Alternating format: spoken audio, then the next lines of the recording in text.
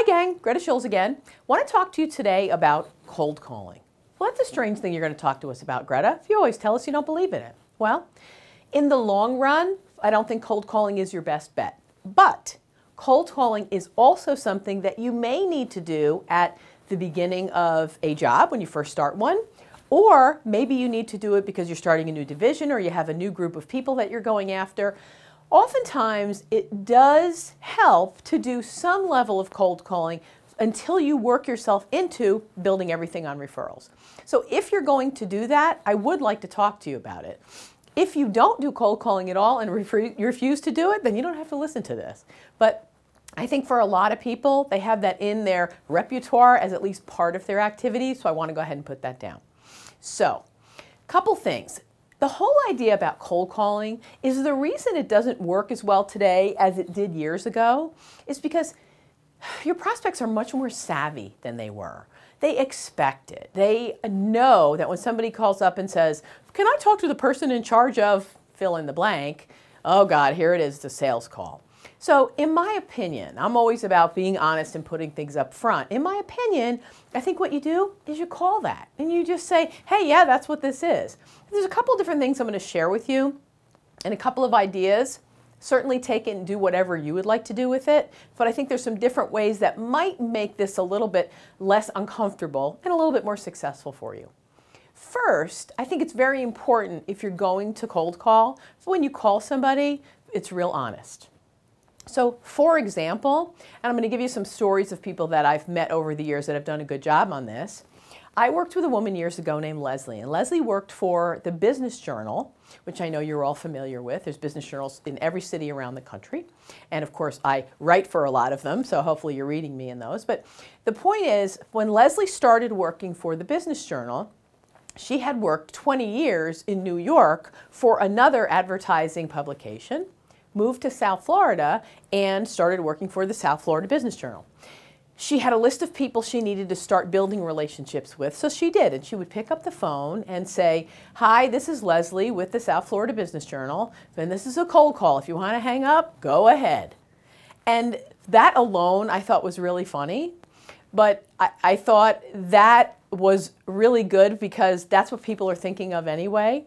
Another thing that she did a couple different things, which I really liked, was kind of a spin on that one, is she said, "Hi, this is Leslie with the South Florida Business Journal. As much as you hate getting cold calls, I hate making them. But I've been in the advertising business for 20 years in New York, and I just started down here in South Florida. So if you want to hang in there with me, great. If you want to hang up, go ahead. It's been happening all day." I think either one of those, the shorter or longer version, are terrific. Why? Because it's real, and it shows vulnerability. It's very important when you're cold calling to be vulnerable because people react to that. What we often try to do when we're cold calling is try to trick the gatekeeper and try to get by them by saying it's a personal call or it's just, you know, they've heard all those tricks. And I never believe in tricks anyway. So if you're cold calling, let them know you're going to cold call. I like that. The other thing you can do is certainly you want to use your ground rules in cold calling, and ground rules are extremely important. So one of the ways you can do that is you can say, "Hi, I'm calling for, Jane," or "Hi, Jane, this is Greta with ABC Company. I saw your website and I looked at it and thought, from what you did and what I do, I thought there'd be some things that we may be able to work on together, but I don't want to assume that there is.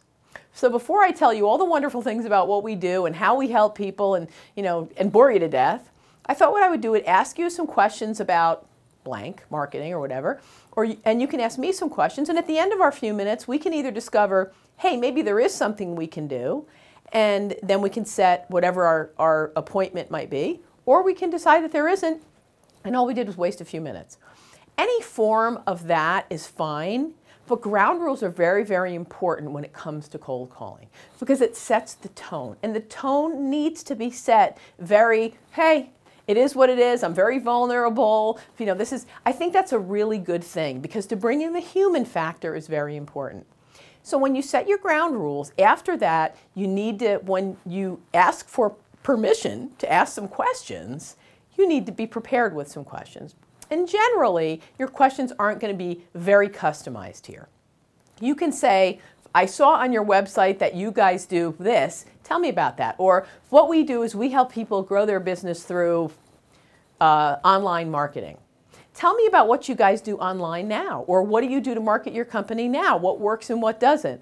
What's your familiarity with online marketing? There's several things that you can do to ask people those questions. The questions in this conversation, in cold calling, is really your pre-qualification questions. And the questions here need to be open-ended, like they all do, but you need to get the person engaged. You need to get them talking, and that's very important. So if you can get them talking, then you've gotten halfway there. Don't tell them too much, but ask them a question and another question and another. And again, the questions need to be open-ended, but not too big picture. You know, if you're selling online services, for example, you're not going to say, tell me about your overall company goal for the next 5 years. You told me you were going to take a few minutes. So you can't do something like that. But what can you do? You know, if I see that you guys do this, this, and this, tell me about how that's working. You know, have you put your toe in the water at social media? And if you have, what have you done and is it working or not for you? If you had the ability to grow online marketing for yourself as opposed to what you're doing now, how might that change your business? So you've got to ask some general questions about the reason that you called, keep them somewhat specific, but still open-ended to get them to talk. Now, you're going to do that no more than a few minutes, 5-10 minutes at the most with those questions, depending on how they're going. So what I would say is at some point, and you know, when you start out, you're going to tell them obviously what you do, but just a quick, couple of sentences. At the end of those questions, what I would probably say to them is something like, from what you've told me, Mr. Jones, it sounds like there may be some things that we can help you with. It sounds like you've got some need in that area. What do you think? The reason you ask that is because you want to get invited in. If in fact you physically go. If not, invited to the next phone call. But you need to get invited, and that's why you ask them what they think. You don't want to say, I'm going to be in your area, and is Tuesday or Thursday better? Don't say that. It's stupid. Okay? Just let them know, hey, from what you've said, it sounds like it makes sense for us to talk further. What do you think? If it does. If it doesn't, then bring it to a no. The reason that's important is it engages them, and it makes them be in a position that they say, yeah, I think it might make sense, and invite you in. So they know a little bit about what you do. They know generally what you do, but they don't know all the details of it. And that's okay. The questions that you ask, tell them what you know. Okay? The questions that you ask, tell them what you know. So it's not that important what the actual questions are. And I'm sorry, it is very important what the questions are. It's not very important that you tell them what you do in a lot of detail. Because the questions you ask them are going to let them know, that's a pretty good question. When you ask good questions, people know you know your stuff. So it's from the questions you ask. So after that, and you say, from what you've said, it seems to me that it makes sense for us to get together and talk further. What do you think? They, at that point, will say yes or no. Then you get your clear next step. Okay, let's set a date and a time, and here's what will happen when I go there. What I'm going to do, and you've got to create an agenda. What I'd like to do is when I come, I'm going to do a little bit more investigation. I'm going to look up, if you're an online person, for example, because that's the example I'm using. I'm going to look up on Google Analytics kind of where you guys are, what kind of traffic you've had, a little bit about your company. I'm going to look on your website. I'll get myself some information so when I come in, I'll be prepared with a bunch more questions to fill in the blanks of what I didn't learn. What I'd like you to do is be thinking about what would you like to be seeing as success in 6 months or a year from now, if in fact you did engage in some social media marketing. So that's what I think we start with when we meet and you set a date. The other thing that you want to do is you want to always find out, are they the only person?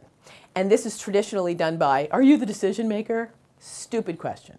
So what you want to do is say, so who besides yourself, Mr. Jones, will have thoughts, input, or questions on fill in the blank, on social media, on marketing, on who besides yourself are going to have thoughts, input, or questions on this particular subject? If they give you a name, So then you say, okay, here's what I think is going to make the most sense so we can kind of get this all done at once. Why don't the three of us plan on getting together that day?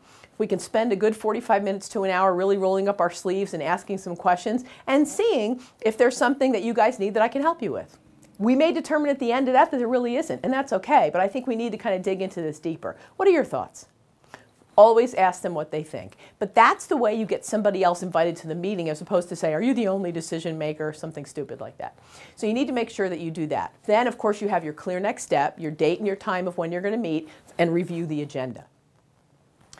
That's what you want to do from a cold call. Now, I've gotten the question before, well, that's very similar to a pre-qualification phone call. It is a pre-qualification phone call. It's just that when you're cold calling, you want to create that that first couple of sentences is very important. It's how they make their decision on you. And a lot of people say to me, well, what's the difference when you're cold calling or when you get a referral or if somebody calls you out of the blue or something? There isn't one. The only difference is that first initial conversation. And if you can create some vulnerability, you'll have a lot better chance. If you were like Leslie and said, hey, listen, I've been doing this for years, but I'm new down here, I got to start over. So if you're willing to talk to me, great. If you're not, go ahead and hang up. I mean, I think that's terrific. It doesn't have to be you. It's not necessarily your personality, then don't do it. But you need to be a little vulnerable. So you can let people know, look, I looked you up or I read about you or whatever. So when I read about it, I thought it made a lot of sense for us to talk about doing some work together because I've helped other companies like yours. But I don't want to assume that you're just like every other company that I work with. So I thought we would ask each other some questions to determine that. How does that sound? That's why it's important to do that. It's okay to let them know what you do. It's okay to let them know that you think you can help them, but you never want to assume that you can. That is a very important thing, not only to think, but to say. They have to feel that they are individual. They have to feel that you're going to learn from them first before you assume you can help. People are usually willing to listen if they think you can help them, but you can't assume you can. I love when people say, well, I work with lots of companies like yours and I can really help you save money or make money or whatever. My immediate thought is, what do you mean other companies like myself? There is no other company like myself. We're very individual. We're very different. Whether it's true or not, that's what everybody thinks about their own companies. So we have to be very careful that we don't put them in that box. So it is important to push it out. I think I'd be able to help you, but I don't want to assume I can without some questions first. And at the end of that, we either decide that we move to the next step and get, talk further, or we decide we don't, and we walk away, and that's okay. We hang up the phone.